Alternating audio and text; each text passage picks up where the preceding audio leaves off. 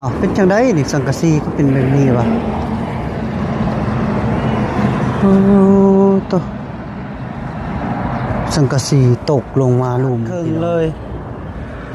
สังกะสีขาดครึ่งเลยพี่น้องเนาะพังเบิดเลยนี่ตกมาลุ่มเป็นจังไดห้ามคือว่าสังกะสีตกอยู่ลุ่มอยู่ฮะมันเป็นหยังฝนตกเมื่อคืนนี้โตสังกะสีเปิกเบิดโตพี่น้องเนาะสังกะสีไปบดบาทนี่เฮ็ดจังไดวะมันอยู่ผู้เดียวติพายุเข่าเด้พังเบิดเนาะเจอได้บาดมันจีกไปแล้วตัวเก่าใส่งานบ่ได้แล้วตัวนั้นขาดครึ่งนะบ่มันตกมันสิขาดนะเฮาก็ตัดออกมันต้องได้ซื้อใหม่แล้วเจ้าอยู่เฮือนนี่บ่เลยตอนฝนตกได้เลยอยู่เฮือนมันสู้ออกจากโมงออกประมาณ 9:00 น9 โมงแรงบ่ลมแห้งบ่มันตกแล้วมันก็ล่มนำ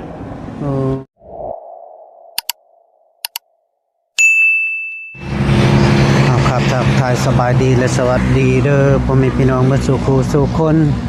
ทักทายสบายดีตอนบรรยากาศเที่ยงหน่อยนึงพี่น้อยเนาะแต่ว่ามื้อนี้ค่อนข้างแบบเย็นๆพี่น้อยเนาะแบบว่ามืดครึ้มพี่น้องมืดครึ้มพอดีบ่าวแก้ว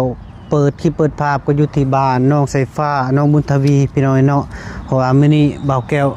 มาส่งน้องสายฟ้าพี่น้องเนาะบ่าวแก้วกับบ่าวบี้มาเบิดสองเลยพี่น้อยเนาะมาส่งน้องสายฟ้าว่าซั่นพี่น้อยเนาะไปพี่น้อยเบิ่งฟ้าโธเป็นจังไดนี่สังกะสีก็เป็นแบบนี้วะโอ้ตสังกะสีตกลงมาลุ่มพี่น้องเนาะขาดครึ่งเลยสังกะสีขาดครึ่งเลยพี่น้องเนาะพังเบิดเลยนี่ตกมาลุ่มเป็นหยังวะหลังคาเป็นหยังวะพี่น้องเนาะพอดีมืดครึ้มฝนสิตกที่น้องดำเด้น้องบุญมีมาแล้วพี่น้องเนาะน้องบุญมีที่ว่าหายไปมันบ่หายดอกพี่น้องเนาะก็อยู่นี่คือเก่าหั่นแหละมันบ่หายไปทางใดดอกพี่น้องเนาะน้องบุญมีไปพี่น้องเอ้ยไปเบิ่งเพื่อนมีมีเหตุการณ์เป็นสภาพแบบนี้พี่น้องเนาะเป็นจังไดวะลองมาทำไปเบิ่งแต่ว่าเบื้องนี้ก็คือว่าดีอยู่ได้พี่น้องเนาะปาโธทีมเด้งเลยสังกะสีสบายดีเด้อเป็นจังไดห้ามคือว่าสังกะสีตกอยู่หลุมอยู่ฮะมันเป็นหยังฝนตกเมื่อคืนนี้มันเป็นจังไดบัดนี้ห้ามมาพี่เบิ่งดูพี่น้องเอ้ยเป็นตาญาณเฮ้ยโอ้ปาโตสังกะสีเปิกเบิดโตพี่น้องเอ้ยเนาะสังกะสีไปบดบาทนี่เฮ็ดจังไดวะ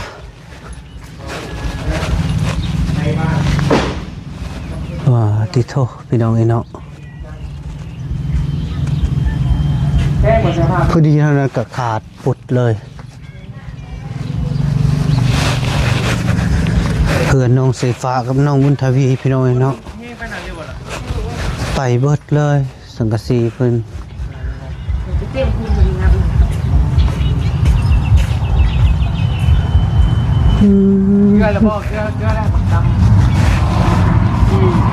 โอ้พี่น้องเนาะ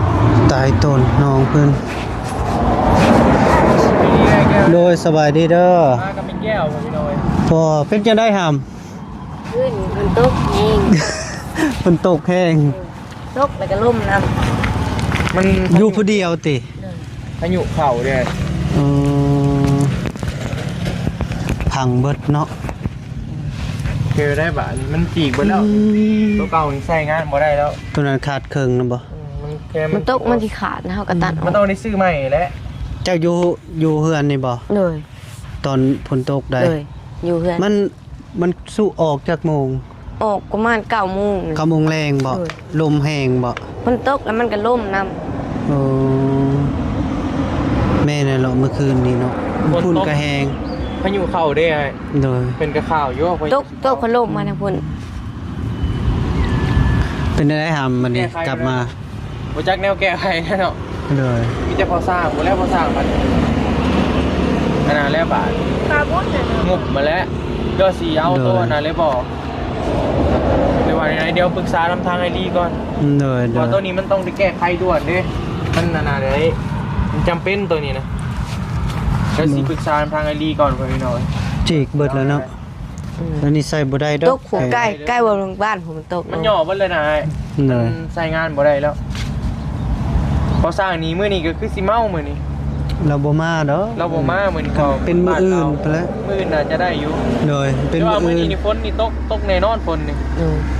ตกอาจจะบ่แห้งปานใด โดย เพราะว่าเมื่อคืนแล้วมันเป็นลมเด้ มันแห้งแล้วเนาะ เลยมันแห้งแล้ว ข้าวมือ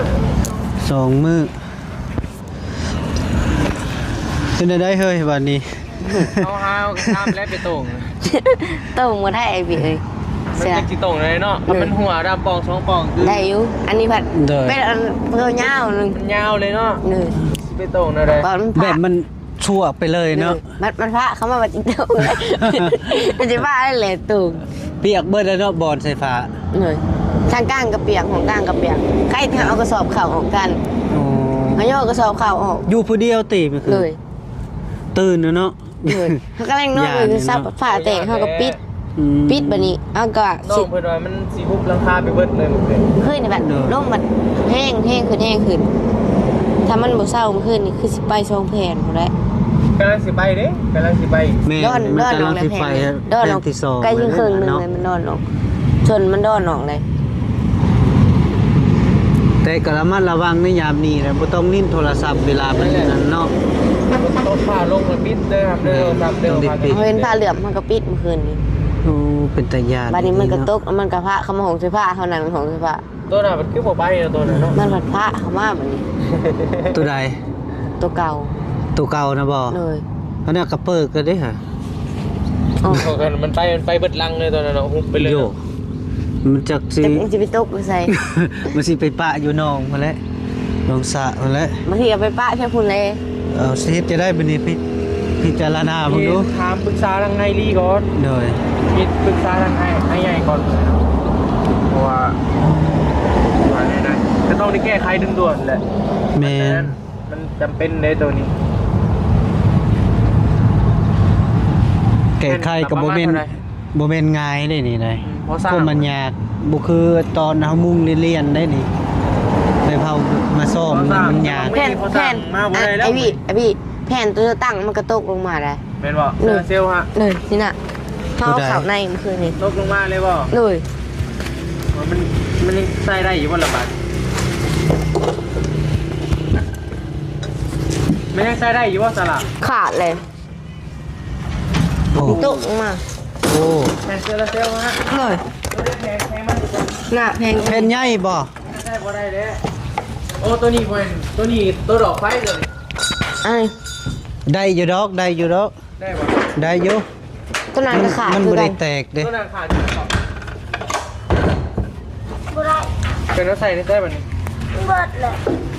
เห็น ได้ ไห ออก ม ไปก็บ่ได้ยี่มัน ต้นนั้นก็ขาดคือกันนะต้นมันขาดอีก แต่ว่าแพงใหญ่บ่ได้ขาดที่ บอกยังไม่ได้เป็น เพราะว่ามีเอา ใช่ แนว เอาคันได แพงใหญ่ฮะไอ้เอาแนวเต็งไว้อยู่เอาก้อนเอาไม้เต็งไว้อยู่แพง ไปเบิ่งใช่ แพง ไหม ตัวดอกไฟผ้านะอันนี้แพงดอกไผ่เนี่ย เบิ่งนี้อืม แพงดอกไฟ มันเป็นยัง บอมันมีไฟตัวของง่ายดิของง่ายอะยังบริตกลงมา มันปีนมาจาก ของง่ายมันแผ่นใหญ่กว่านี้อันนี้แผ่นดอกไฟ ให้ช่วยไปเบิ่งกูสิวะ บอเป็นหยังของง่าย หูแล้ว ไอเอาแนวอันนั้นไว้อยู่ พี่จุดข้อนั่นเป็นเทียนขาดนะ ไม่เหี้ยเด้อ เอ้ย แม่ก่อนแม่ไม่ตัดเลยนะ มาแล้ว เออ ไม่ได้ใส่กระบุญมีนี่แหละ มาทางป่าผม ทางป่า มันขอไปทางได้นะ ได้ทางไหน มันมีแมวมาแมว ป่าบ่ แมวแม่อะไรมาลิ้นอันนั้น มี เมียแม่อันนี้โต๊ะผู้ไว้เนาะเสื้อผ้า แม่นเลย เป็นบ่ ปูมันดูให้บ่เมื่อวานนี่ ให้แล้วกินฮอดแมวลูกชายเหมือนเด้เชียวหักเชียวแพงครับหอมแก้มดูกล้าหอมบ่แก้มแพงแท้หอมได้แม่เหรอ บ่เหลือสิบ่กล้านอนนำกันอยู่คุมื้อ หอมแก้มแล้วเนาะเพิ่นเนาะ อย่ากัดจริงอย่ากัดจริง มันกัดจะบ่ล่ะกัดบ่มันยอก อืมใช้เข้าไปเบิ่งดูฮะทางไหนเป็นจังได๋ให้เข้าไปเบิ่งกันเด้อเด้อ ให้เบิด ตัวคู่ป่าพี่น้อยเนาะเปิกโอ้ จะได้ เพลงที่2นั้นมันอยาก อันนี้เนาะ ขนาดไปเลยเด้อเนาะหำเนาะผม เลย จะเบิ่งนะมันหักเลยพี่น้อยเพลงที่2 มันหยกเลยเนาะ มันยกคันมันบ่เซาอีกจากชั่วโมงมันไปเลย โดยทางหนามันก็เข้าได้บ่แก้ว เข้าได้บ่ ทางนี้มันก็เข้าได้ตอนลมมันมา ตัวใด ทางนั้นตัวเพนแล้วเพนอันนี้ โอ้ นะ สังกะสีน่ะก็อยากบุ่มเนาะ เลย มันพัดแทง ไปเบิ่งข้างหน้า ปุ๊บเลยเนาะ เลยห้องนี้ก็รูด รุด เลยแผ่นเดียวกันบ่ แม่นแผ่นเดียว แผ่นเดียวมันคั่วออกมาติพุ่นเลยเนี่ยแบบมันดึงเลย เลย เจ้าบ่ได้รับติไปคือ บ่โทรมาเบิ่งกันอยู่ผ้าเหลือมเฮากับเขาไปคือเก่าเฮาญาติ ทางนี้ได้3บ่ ทางนี้บ่เป็นหยัง บ่เป็นหยังเนาะ เลยมันต่ำ ตาม มันต่ำกว่ามัน เด้อแต่มันบ่เปียกที่ห้องเจ้า บ่เปียกเฮานอนนี่เพิ่น เลย เพิ่นเช้าเฮาก็มานอนนี่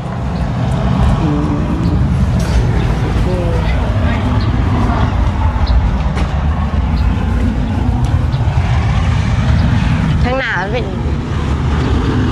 ทางหน้ามันเป็นหยังมันพัดวุบวุบวุบเลยเนาะ แม่เจ้าบ่มีบ่อยู่เรื่องนี้ ยังบ่ได้ขึ้นเบิ่ง คือมันไว้เป็นคนมาไว้ อ่า มันมี อันนี้ก็ไปเนาะไป ว่ามีอันเครื่องเสื้อผ้าเราคนไปไว้อยู่เพื่อนใหม่ให้เราเลย มันนั่นอะไรมันคนตกเนี่ยล่ะ บ่เฮาเอาไปหมดแล้ว เอาไปเบิ้ลหรอบ่ เลย ไปที่กันในแก้วตัวนี้กัน ไปค้างนี่เนาะไอ้พี่ ทางนี้เลย ทางข้างนั่นบ่เป็นหยัง ว่า ข้างนี้ โทษพี่น้องนี่เนาะ หมุนเม็ดเนาะเฮงได้นี่ แหงเติบ ถ้าแม่นสมุดนะบ่ได้สมุดยังบ่มีเงื่อนนะแต่พวกน้องๆอยู่นี่เนาะจะขีดสะพานไว้เลยเนาะบ่จักแนวสีว่าเล รู้ ย จักสิว่าเลย แบบสมุดทีมงานบ่มาพ่อนะไอรี่ยังบ่มาพ่อ มีแต่อยู่เปียกแบบซี่เลย ลูกแมวตกน้ำหมดแล้วนี่นะ มีแต่นั่งให้เนาะมื้อคืนดูเลย บ่แซ่ผ้าบ่บุญทวี เลย ถ้าซุมเจ้าบ่มีเงื่อนลังใหม่เลยซุมเจ้าอยู่นี่ซุมเจ้าสิเฮ็ดเอาได้ละบาดนี่ เปียกเลย ฉะนั้นแล้วบัดนี้ได้เจ้าได้เฮือนงามแล้วก็ต้องรักษาความสะอาดแหละล่ะเด้อ เลย ให้คิดนี่แหละนี่สภาพสมมุติถามมื้อหนึงเฮาบ่มีนะเฮาบ่มีเฮือนลังใหญ่แบบนี้นะ เลย แล้วเฮาอยู่แบบนี้นะเดี๋ยวก็เบิ่งเอาแหละเพื่อสิได้สำนาสำรักษาความสะอาดเราต้องคอยกันเด้อเด้อ เลย แม่นนั่นแหละต้องรักษาความสะอาด สิได้เป็นนั่นล่ะเอาคือแบบนี้แหละนี่จะลองคิดภาพเก่าๆของเจ้าซึ่งเจ้าอยู่หลังนี้หั่นนะยังบ่ทันมีนั่นแต่อยู่ด้วยสภาพแบบนี้เป็นสิเป็นอะไรหั่นนะ เลย ฉะนั้นแล้วเฮามีสำนีแล้วโอ้ย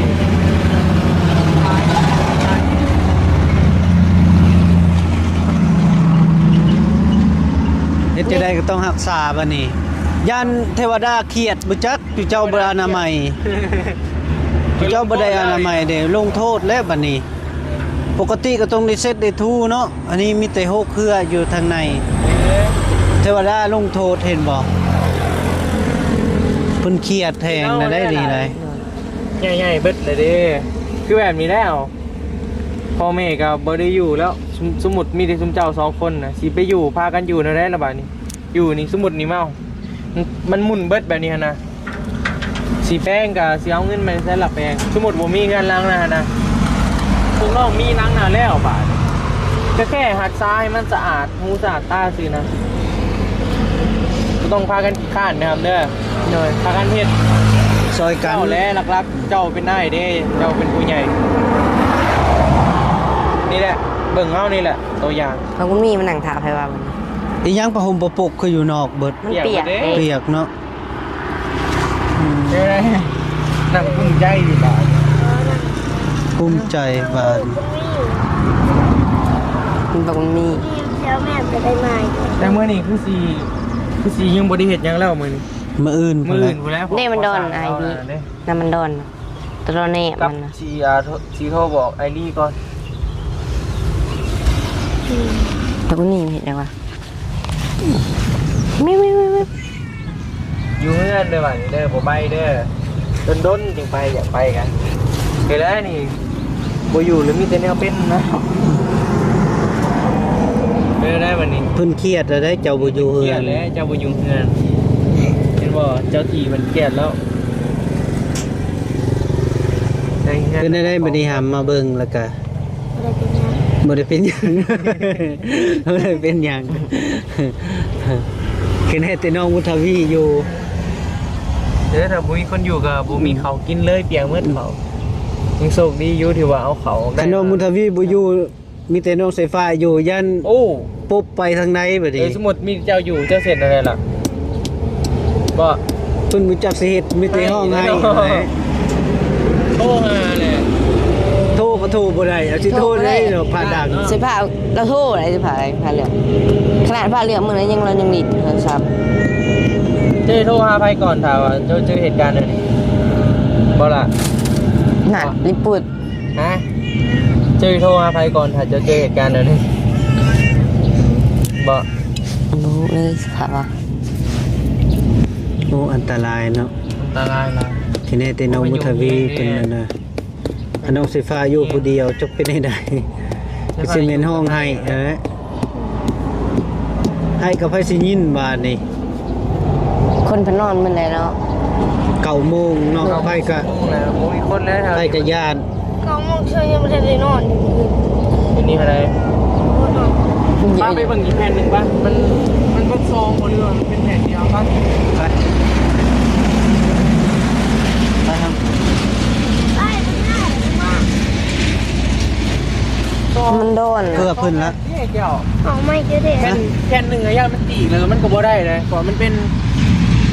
แผ่นเดียวยาวเลยนะ บ่แม่นแผ่นตัวเพิ่นตัดบ่ แผ่นอีกแผ่นหนึ่งไปจีบขึ้นกันเลย จีกบ่ จีบ จีกครึ่งเนาะ บ่ฮอดบ่ขึงบ่แล้วโมยังบ่ฮอดติ หาพอสร้างขวดเบิ่งตัวจริง โดย แต่ว่าตามเบิ่งนี่บางทีอาจจะสองแผ่น ยังบ่ฮอดขึงติพี่ แต่มันตีได้ล่ะมันก็พอเลยห้องเป็นห้องนอนอีก เสื้อผ้า นี่แหละนี่ ห้องนอนชื่อน้องไฟฟ้าซ้ำ คือบ่นักเลยนะแม่ เด้นี่ ไอ้พี่เจ้าเสือครับบ่มี2บ่3บ่บ่เปียกจู่มันน่ะห้องน้ำบ่เปียกเจ้าเสือครับบ่ ผมเปียกแล้วมันตอนนั้นมันออกมาเลยได้นี่มันอาจจะจิกในแก้วนี่แผ่นนี้เพราะมันพับไปแล้วนะ แม่นจีกล่ะ เดี๋ยวพาเบิ่งพอสร้างขวดเบิ่งตัวจริงอีกบัดนึง ตอนกลางคืนเพิ่นเลยตื่นย้อน แต่ว่าถ้าว่าบริเปลี่ยนเบอร์ซองนี่มันอาจจะหัว ต้องได้เปลี่ยนเบิดสองอ่ะแหละ นั่นแหละของปะทองนอนจำเนาะ แม่น ใครอยู่หรอกพอดีคนบ่มักอาบน้ำก็เลย บอกเลยว่า เทวดาอาบน้ำให้เลย อะไร เพราะว่าน อนเนมดาวแล้วแมลงเนาะ เปิดประทุนเนาะ เปิดประตูบุก เขา เอี่ยม หุ่มขึ้นลายเลย ลายเพิ่นอันต้นบ่แก้วเอามาบอกตอนนั้นก็ซื้อมาบอกเป็นบ่รี ไอรีซื้อมาขึ้นเพื่อนใหม่ฮะ นู่นตะกาแล้วซื้อมาหายตอนนั้นนำ ฮะ แล้วซื้อมาหายตอนนั้นนำเป็น สิฟ้าชื่ออยู่บ่ประหมเจ้า สไปเดอร์แมน ฮะ ซุปเปอร์แมน ตัวใด สไปเดอร์แมนแมนปะ ประหมน้องบุญมีได้ซะ ผมบุญมีอยู่ไส มี มีบ่อนอนบุญมี หอมมันเถอะ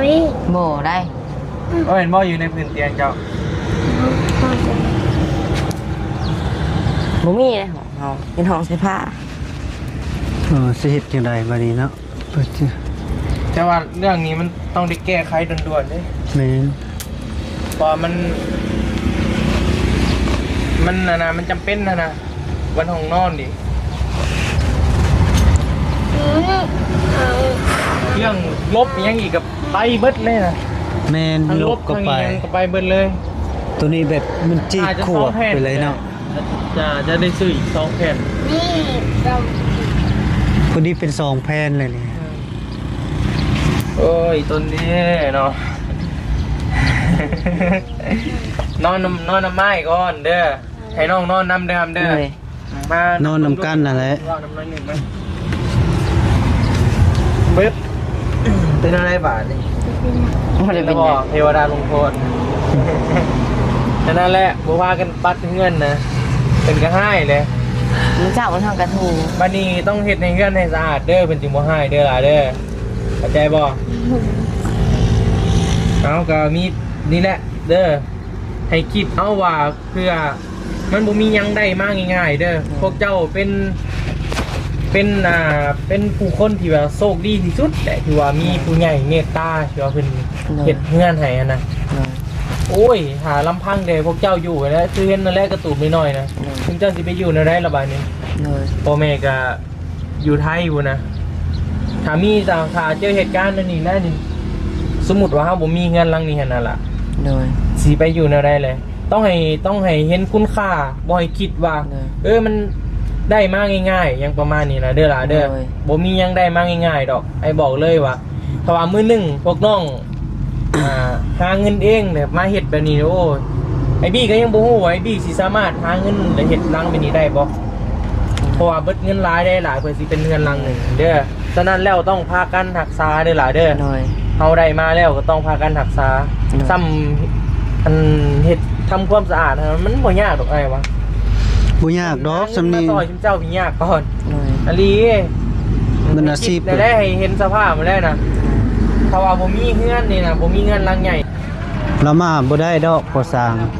เราผมมาแล้วเราเป็นบ้านเราเองเราเนี่ยเราแล้ว เป็นตาน่าสงสารนี่ลีเนาะพี่น้องเนาะ คือไม่สุกแห่ เพื่อนหากะเฮ็ดจังใดนี่ แต่เราฝนตกไปยัง พอดีพายุมาแล้วก็ ย่านพายุเลย พัดไปแบบนี้โอ้ยเสียดาย มาอยู่ในห้องน้ำนี่เด้อห้องน้ำมันสิปลอดภัยก่อนว่ามันต่ำเด้พากันมาอยู่ในห้องนี้ก็ได้ห้องจุฬาอาบน้ำนี่เด้อหลายเดือนพากันทุกมาอยู่นี่ถ้ามันมาแห้งอะนะคือจะว่ามันสิยุบหลังคาไปเลยนะ คือ พากันมาอ คื ยู่ อ นี่ มันหยุกอันนี้มันเป็นคนกำลังเป็นปวด ฝนแห้งพี่น้องเนาะพายุแห้งนี่ดิโอ้ยเฮ็ดเทือนซานทุกไปพี่น้องเนาะโอ้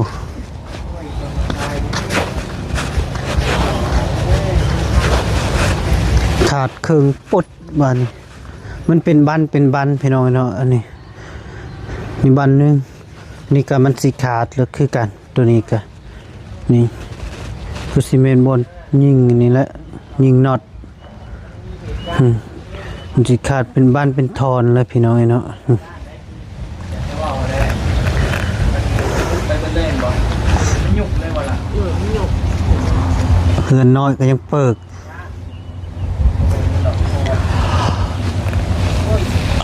ข่าวมีข่าวอีก แผ่นโซลาร์เซลล์ก็ตกเลยพี่น้องเนาะโอ้ ต้องโทษน้ำนะครับเด้อ สาย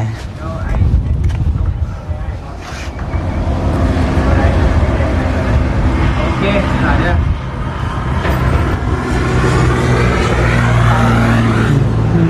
ตุ๊บ